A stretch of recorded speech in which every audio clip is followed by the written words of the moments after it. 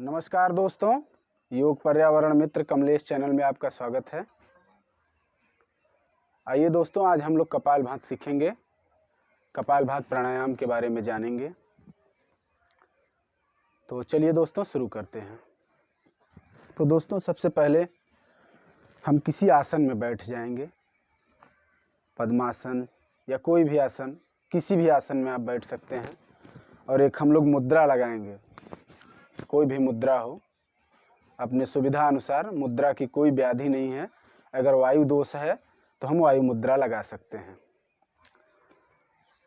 ज्ञान मुद्रा भी आप लगा सकते हैं, वायु मुद्रा भी लगा सकते हैं, जल मुद्रा, आप कोई भी मुद्रा लगा सकते हैं। मुद्रा की बहुत बड़ी इसमें कोई व्याधि नहीं है। बस इतना ध्यान रहे दोस्तों कि कमर और पीठ सीधा रहे। और हम किसी भी आसन में और कमर पीठ को सीधा करके बैठ जाएंगे। और इसके बाद ये पेट का क्रिया है दोस्तों। तो चलिए दोस्तों करते हैं कपालभाति।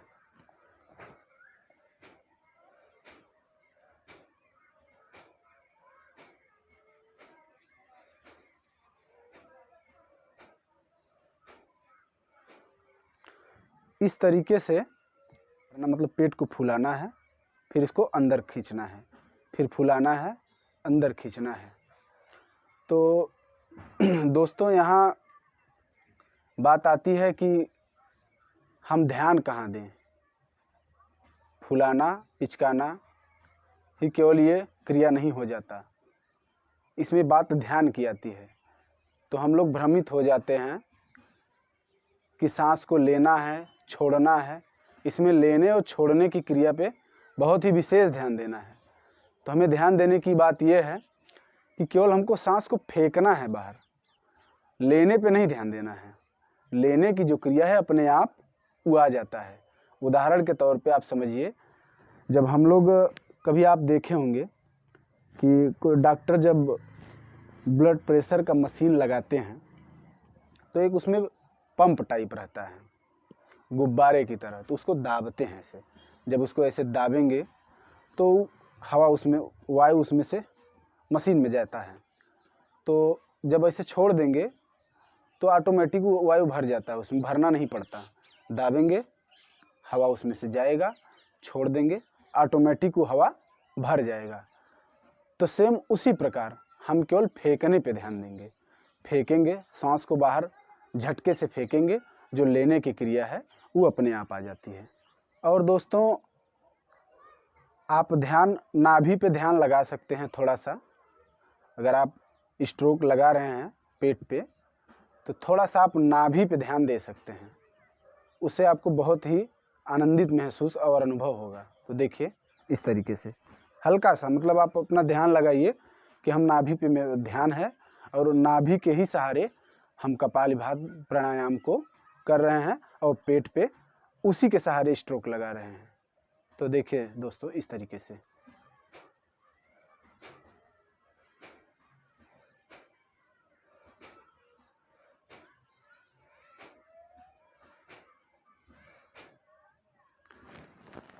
अभी थोड़ा सा हम आपको दिखाते हैं, कपड़े की वजह से नहीं समझ आ रहा है। देखिए इस तरीके से ये पेट हो गया और ये हमारा नाभि है। तो हम महसूस करेंगे कि नाभि के सहारे हम स्ट्रोक लगा रहे हैं। केवल महसूस करिए, आपका ध्यान उस पर जरूर रहेगा और कहीं ध्यान लगाने की ज़रूरत नहीं है, न सांस पे और न ही और कहीं। तो देखिए दोस्तों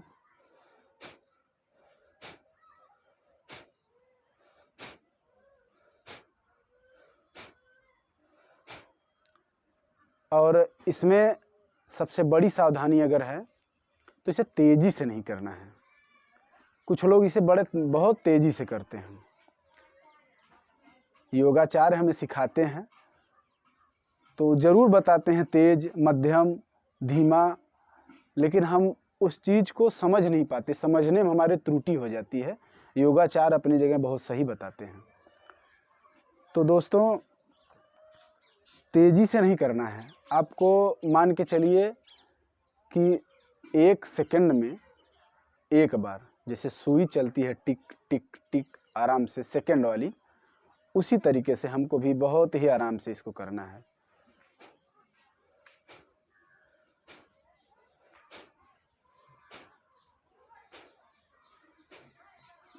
और इस तरीके से जैसे तेजी से कुछ लोग करते हैं, देखिए थोड़ा सा, इस तरीके से नहीं करना है।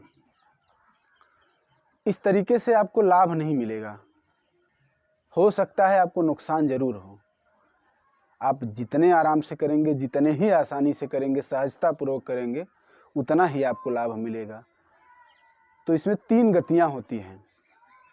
अब हम बात अगर करें गति की, तो इसमें 3 गति होती है, एक धीमा, मध्यम और तेज। तो धीमा 1 सेकंड में आप एक बार करेंगे तो वो भी धीमा रहेगा, 2 सेकंड में एक बार करते हैं वो भी धीमा ही कहाएगा। अपने सामर्थ्य अनुसार जितना आराम से आप करेंगे वो धीमी गति से है। और मध्यम गति से मतलब आप 1 सेकंड में 2 बार करिए, एक बार भी करेंगे तो भी मध्यम गति में ही उसी के श्रेणी में आएगा। लेकिन जो तेज गति है वो 1 सेकंड में 3 बार, इस तरीके से देखिए।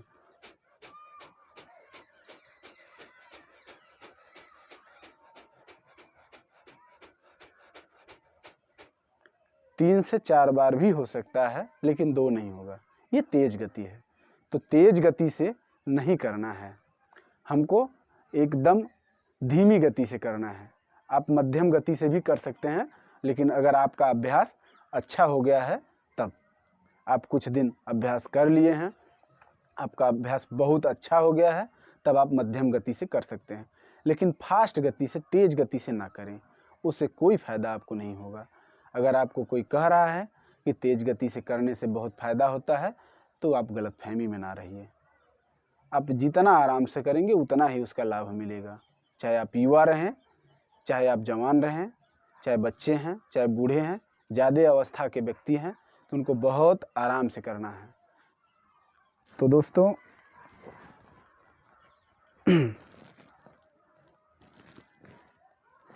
और इसकी एक सबसे बड़ी खास बात है कि इसको आप केवल आपको सीधा रहना है। अगर आप बैठ के कर रहे हैं, इसको बैठ के ज़मीन पर भी कर सकते हैं, बैठ के अपने सुविधा अनुसार टेबल पर भी बैठ के कर सकते हैं। यहाँ तक चेयर पे, कुर्सी पे कुछ असमर्थ लोग हैं जो स्वास्थ्य से, वो कुर्सी पर भी बैठ के आराम से इसको कर सकते हैं। और दोस्तों बहुत ही अगर कोई बीमार व्यक्ति है तो लेटा है अगर, तो सीधे एकदम लेट के भी आराम से कर सकता है, इसमें कोई परेशानी नहीं है। आप लेट कर सकते हैं, कुर्सी पर बैठ के कर सकते हैं, टेबल पर बैठ के कर सकते हैं, ज़मीन पर भी आराम से बैठ के कर सकते हैं। लेकिन अगर आप स्वस्थ हैं, अच्छे हैं, तो आप ज़मीन पे आराम से किसी आसन में बैठ जाइए, कोई मुद्रा लगा लीजिए, तो बहुत ही अच्छा होगा। सुविधा अनुसार आप कर सकते हैं इसको, अपने सामर्थ्य के अनुसार। अब टाइम की अगर बात आती है, तो इसे अगर हम टाइम से कितना, कुछ लोग पूछते हैं कितना करना है, कितने देर तक करना है, तो इसमें अगर टाइम की, समय की बात करें, तो दोस्तों अगर आप नए हैं तो 2 मिनट या 5 मिनट से आप शुरू कर सकते हैं, 5 मिनट भी कर सकते हैं, कोई परेशानी नहीं है। बस ध्यान देने की बात यह है कि आप चाहे इसे 5 मिनट करिए, चाहे 10 मिनट करिए, चाहे 20 मिनट करिए। दोस्तों लोग तो इसे 1 घंटा 2 घंटा तक भी करते हैं, लेकिन असाध्य रोगों में 1 घंटा 2 घंटा किया जाता है। आप 1 घंटा 2 घंटा ना करिए, आप इसे 15 मिनट तक कर सकते हैं। 5 मिनट से शुरू करिए, 2 मिनट से शुरू करिए। और इसमें बस ध्यान देने की बात यह है कि अक्सर ये लोग नहीं बता पाते और हम आप नहीं समझ पाते कि इसमें टाइम को किस तरीके से हम ध्यान में रखें। तो टाइम की अगर बात है, तो अगर टाइम से आप करना चाहते हैं तो टाइमर लगा लीजिए, 5 मिनट इसे करिए। नए हैं तो 2 मिनट भी कर सकते हैं, 1 मिनट पे भी ब्रेक ले सकते हैं, लेकिन 5 मिनट अगर अपने सामर्थ्य अनुसार कुछ अभ्यास आपका हो गया है तो 5 मिनट इसे अपने सामर्थ्य अनुसार आप 5 मिनट इसे करके 1 मिनट का ब्रेक ले लीजिए। टाइमर लगा लीजिए, 5 मिनट करिए और 5 मिनट के बाद रुक जाइए। 1 मिनट अपने हाथों को ऐसे घर्षण कर लीजिए, मतलब 1 मिनट आपको रेस्ट लेना है। 5 मिनट करने के बाद 1 मिनट आपको रेस्ट लेना है। तो 5 मिनट जब आपका हो जाएगा तो इस तरीके से आप हाथों को घर्षण कर सकते हैं और घर्षण करके इसे चेहरे पे लगाएंगे तो अलग ही ताजगी महसूस और अनुभव आपको होगा, बहुत ही रिलैक्स मिलेगा आपको। और अगर आप टाइम से नहीं करना चाहते हैं तो इसे हम गिन के भी गिनती में भी कर सकते हैं। स्ट्रोक को हम गिनेंगे लगभग, अगर 1 सेकंड में आप 1 बार स्ट्रोक लगाते हैं तो मान के चलिए 5 मिनट में 300 स्ट्रोक लगेगा। तो आप 200, 250, 150 भी कर सकते हैं। 150 स्ट्रोक अपना एक एवरेज होता है। अगर आप सामर्थ्य के अनुसार 150 स्ट्रोक लगा लें, आपको लग रहा है कि हमें थकावट है, तो आप 150 स्ट्रोक पर रुक जाइए। वो 5 मिनट के ही एवरेज में आपका गिनती होगा, उसी का एवरेज माना जाएगा। क्योंकि आप नए हैं तो 150, 250, 300 लगभग एक ही एवरेज में हम मान सकते हैं। आपका अभ्यास हो गया है तो एवरेज मिलाने की ज़रूरत नहीं होगी, आप 300 स्ट्रोक आसानी से लगा लेंगे। तो 150 तक भी आप लगा के रुक जाइए। 150 लगाने के बाद कुछ देर अपना ऐसे हाथों को घर्षण कर लीजिए, चेहरे पे लगाइए, बहुत ही तरोताजगी महसूस होगी, बड़ा ही आनंदित महसूस होगा, अनुभव होगा और रिलैक्स मिलेगा।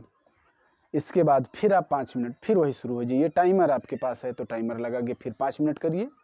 गिनती से आप करना चाहते हैं तो फिर 150, 250, 300 जो अपने सुविधा अनुसार, लेकिन 300 से ज़्यादा नहीं। अपने सुविधा अपने सामर्थ्य अनुसार स्ट्रोक लगा के फिर 1 मिनट का रेस्ट ले लीजिए और फिर इसके बाद 5 मिनट। इस तरीके से आप 15 मिनट कर सकते हैं। और दोस्तों, अगर जो सामर्थ्य अनुसार आधा घंटा 45 मिनट भी करना चाहते हैं तो कर सकते हैं, लेकिन रेस्ट 1 मिनट हर 5 मिनट पे ज़रूरी है। अगर आपका सामर्थ्य बहुत अच्छा है, आप 10 मिनट करिए, 10 मिनट पे 1 मिनट रेस्ट ले लीजिए, लेकिन 5 मिनट पे बहुत ही अच्छा एवरेज माना जाता है। आप अगर सामर्थ्य बहुत अच्छा बन गया है, आपका अभ्यास बहुत अच्छा हो गया है, तो आप 10 मिनट पे इसे ले सकते हैं रेस्ट 1 मिनट का, लेकिन 5 मिनट का जो एवरेज है बहुत ही अच्छा एवरेज है। तो इसे एकदम सरलता से करिए दोस्तों, और बहुत ही अच्छा प्राणायाम है, बहुत ही अच्छा क्रिया है पेटों के लिए। आप इसको अब बताएंगे तो वीडियो बहुत लंबा हो जाएगा। इसका लाभ अनंत लाभ है, इसका लाभ बहुत ही अनंत लाभ है। बस इसे बहुत सरलता से, आसानी से, एकदम सहजता से करना है बस। तो दोस्तों, एक बार हम और आपको दिखा देते हैं, थोड़ा सा देख लीजिए। देखिए, हम फिर से इसको हटाते हैं। तो आसन आप जानते हैं, किसी आसन में आप बैठ जाइए, मुद्रा अपने सुविधा अनुसार कोई लगा लीजिए, बैठ जाइए। केवल सांसों को बाहर फेंकना है, लेने की क्रिया अपने आप ले लेगी।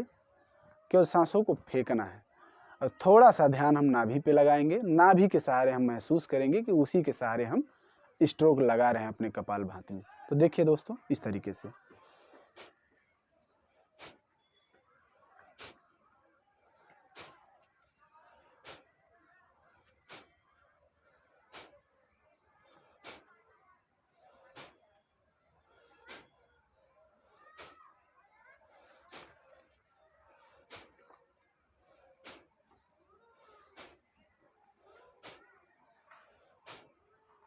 इसी तरीके से स्ट्रोक लगाना है। न कंधों को हिलाना है, न ही शरीर को हिलाना है।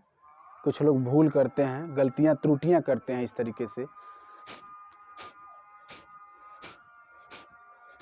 इस तरीके से नहीं, एकदम सरल, एकदम सहजता से, आराम से आसन में सीधे बैठ जाइए। मुद्रा में मुद्रा लगा लीजिए।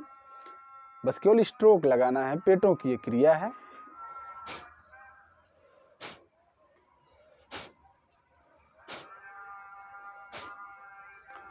तो दोस्तों, इसी तरीके से कपालभाति प्राणायाम करना है।